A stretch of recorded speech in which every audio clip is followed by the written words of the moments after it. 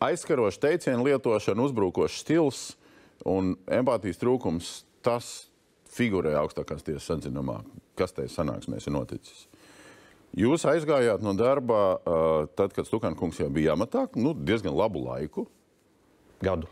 Jūs varat apmēram, jā. Jūs varat kaut ko liecināt par šo gadu arī šai kontekstā? Jā, varu liecināt. Par tām sapulcēm, kur es piedalījos, viņš gribēja dzirdēt to, kas viņam patīk, bet viņš negribēja dzirdēt tādu viedokli.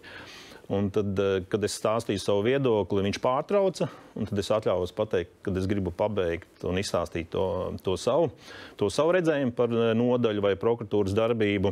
Viņš pateica, ka, ja kaut kas nepatīk, tad jūs varat pārtraukt darba attiecības. Tā nav vadīšana. Es arī redzēju, ka pie šāda vadīšanas stila un tālāk, ka man šeit vairs nav ko darīt, kad man jāmeklē cita darba vieta. Bet vadītājiem ļoti bieži, manuprāt, tā vai līdzīgi, bet ir jāpasaka. Ka mēs varam runāt bezgalīgi, bet es atbildu pa lēmumiem, es pieņemu, un dažreiz ir jāpārtrauc muldēšana. Jā, piekrītu jums, bet tas jādara diezgan toleranti.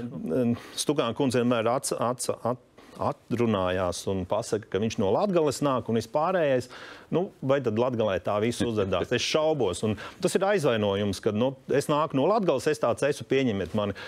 Es atvainojos, man arī vecāki no Latgales, bet es tāds neesmu, un tas viss atkarīgs no audzināšanas. Šīs situācijas arī veidojās tiesā. Un ja trūkst argumentu, cilvēks sāk, kā varētu teikt, aizskart jūs personiski.